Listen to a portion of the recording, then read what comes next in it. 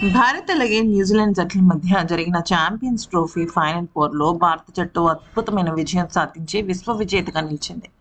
అయితే అసలు ఈ ఛాంపియన్స్ ట్రోఫీ ఆశాంతమంతా కూడా 8 జట్లు పాల్గొనగా భారత జట్టు మాత్రమే దుబాయ్ వేదికగా మ్యాచెస్ ఆడింది. మిగతా 7 జట్లు కూడా భారత్తో ఆడేటప్పుడు దుబాయ్కి రావటం, మిగతా మ్యాచ్లన్నీ కూడా పాకిస్తాన్ వేదికగా జరగడము మనందరం చూసాం. ఎందుకంటే ఈ ఏడాది ఛాంపియన్స్ ట్రోఫీ పాకిస్తానే ఆతిథ్యం ఇచ్చింది. ఆ విషయం కూడా మనకు తెలిసిందే. కానీ భారత్ అలాగే పాకిస్తాన్ జట్ల మధ్య ఉన్న విభేదాలు, వైరం, శత్రుత్వం కారణంగా తటస్థ వేదికైన దుబాయ్ని ఎంపిక చేసింది ఐసీసీకి సంబంధించిన అధికారి అయిన జైషా. అయితే ఈ క్రమంలో భారత జట్టు దుబాయ్లో ఫైనల్స్ ఆడి గెలిచిన తర్వాత చాలా పెద్ద విషయం ఒకటి చోటు చేసుకుంది. నిజానికి పాకిస్తాన్ జట్టు ఆతిథ్యం ఇస్తున్న నేపథ్యంలో వాళ్ళు కూడా ఈ యొక్క విషయాన్ని ఒప్పుకున్న నేపథ్యంలో వాళ్ళు అంటే పాకిస్తాన్ క్రికెట్ బోర్డుకి సంబంధించిన ఎవరో ఒకళ్ళు అక్కడ దుబాయ్కి వచ్చి అక్కడ వాళ్ళ ఒక పార్టిసిపేషన్ని చేయాలి.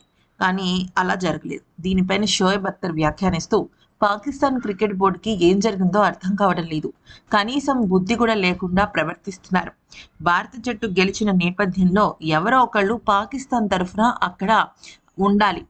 అక్కడ ఎవ్వరూ లేకుండా అసలు కనీసం పాకిస్తాన్కి సంబంధించిన ఒక్క ఆటగాడు కూడా లేడు, ఒక్క అధికారి లేడు, ఒక బోర్డు మెంబర్ లేరు, ఎవ్వరూ లేరు. అంత పెద్ద ట్రోఫీ జరుగుతున్నప్పుడు అంటే మొత్తం భారత జట్టుని పక్కన పెట్టేస్తే ఆఫ్ఘనిస్తాన్ కానీ, న్యూజిలాండ్ కానీ అన్ని దేశాల్లో కూడా పాకిస్తాన్ వేదికగా జరిగింది కదా మ్యాచ్లు. వాళ్ళు ఆ మ్యాచెస్ ఆడబట్టే కదా ఫైనల్ వరకు న్యూజిలాండ్ అని జట్టు ఒకటి వచ్చింది. సెమీఫైనల్స్లో కూడా పాకిస్తాన్ వేదికగా నిలిచింది.